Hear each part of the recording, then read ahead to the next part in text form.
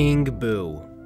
My favorite Mario villain, and the only thing I will ever call. Oh, King, very nice. I planned to do King Boo first and then Skull Kid, but I wanted to wait for Luigi's Mansion 3 to come out. I also wanted to put out one of my 3 Spooky Fighter moveset videos in time for Halloween, so I just switched it up. But now, Halloween is done, the game is played, and the video has been made. It may never happen in the game, but it will happen on this channel. It's time for Super Smash Brothers to invite the Duke of Spooks, the Prime Sinister, President Evil.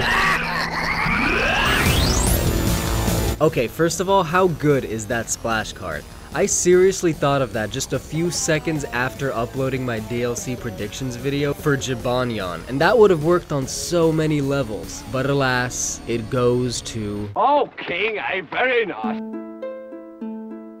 King Boo is the de facto leader of all things paranormal in the Mario universe. He's a high-ranking ally of Bowser with more screen time than all the other kings of his various minions combined, and is actually better at defeating Mario than Bowser is, although it seems less impressive when he goes on to be thwarted by Luigi. He's significantly larger than the average Boo, possesses dark, surreal powers, and reigns supreme over all his fellow ghosts. King Boo has gone through several redesigns represented by this chart. Here's a regular Boo for reference, and here's the king's original design. A ruby crown, crimson eyes cloaked in shadow, a blue tongue, and 2 single fangs. But then, ever since the 64 DS remake, he always appears as a regular old Boo with a regular old crown. How can this blob be king? And then there was this. You're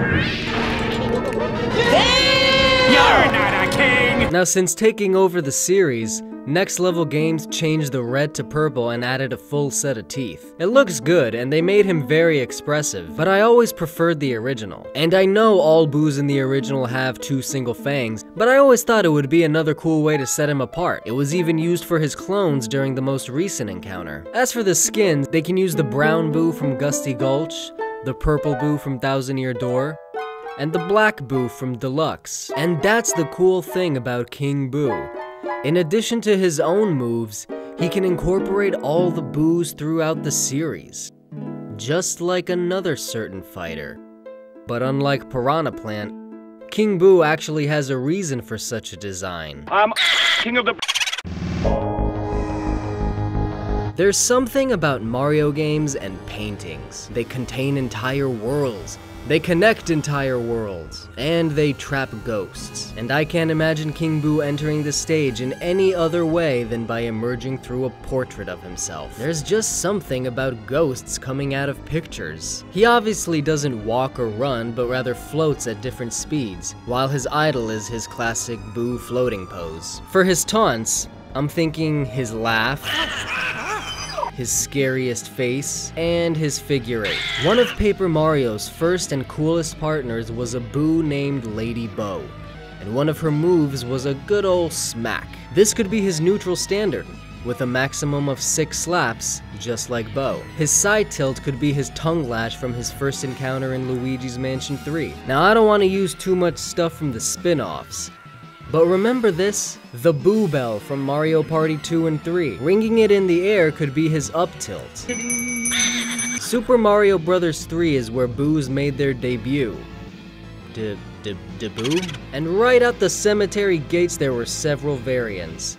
One was called a stretch, and they emerged from platforms in pairs to slide across and sink back in. This would be a cool little down tilt, and given his spherical nature, his dash could be the mid-air roll straight from the original Luigi's Mansion. Aerials could be interesting because he'd be the only fighter to perpetually levitate off the ground. It's easy to say, oh, just make him like Kirby, but I feel like a ghost would work differently. He could have a double jump and then slowly glide down, and an up special would augment a triple jump. His neutral aerial can summon a gang of Boo buddies from Super Mario World to spin around him. I was gonna make this his neutral special and have it work like Mega Man's thing, but I needed needed that slot for something else. For his up aerial, he can attack with the Dark Moon, while his down aerial can materialize a portrait to spike anyone below. His forward aerial can utilize the ice shots fired by his decapitated Bowser bot, and his back aerial could be the tongue whirl he used to spin the slots in his underground casino. I can't picture Boos, not even the king of Boos,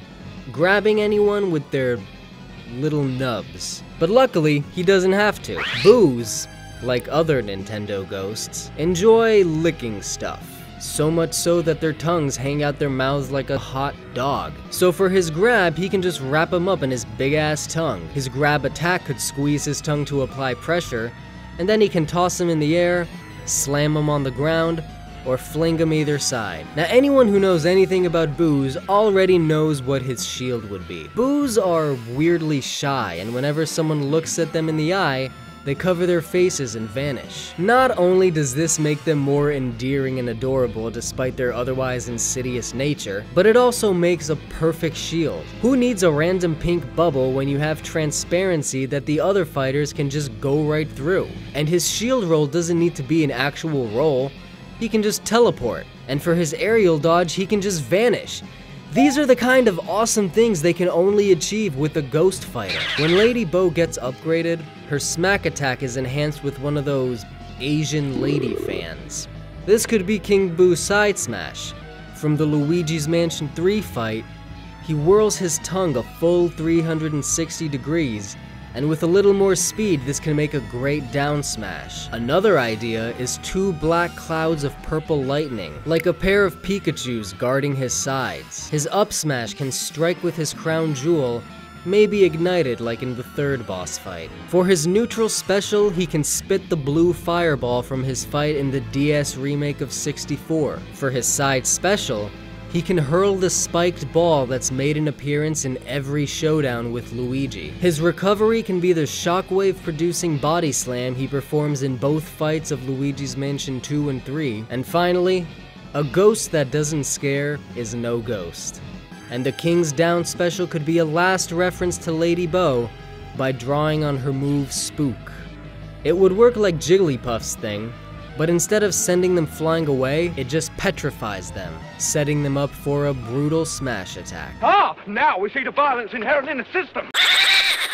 According to paranormal expert Professor E. Gadd, when Boos gather in large numbers, their mysterious powers increase. This was a suspected fact that goes back through the history of Mario and usually results in a fusion of their ectoplasmic bodies. The Big Boo from World in 64, the Bigger Boo from Yoshi's Island, Atomic Boo, Balloon Boo, Boolosis, Boohemoth. It's this, but bigger. If you couple this knowledge with the fact that King Boo's magic power is derived by how many Boos are in his direct vicinity, his final smash could be a whole bunch of Boos coming together to increase his size, enabling him to terrorize the stage for a short time. With the same moveset, he plays exactly the same, just bigger and more powerful. I'm being repressed!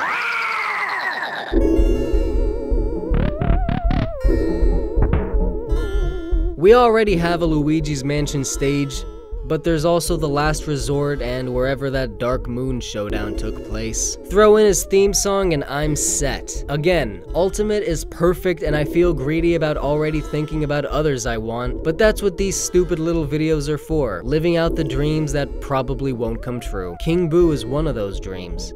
And if he's one of yours too, smash that like button, leave a comment, and subscribe to the channel to see the final fighter.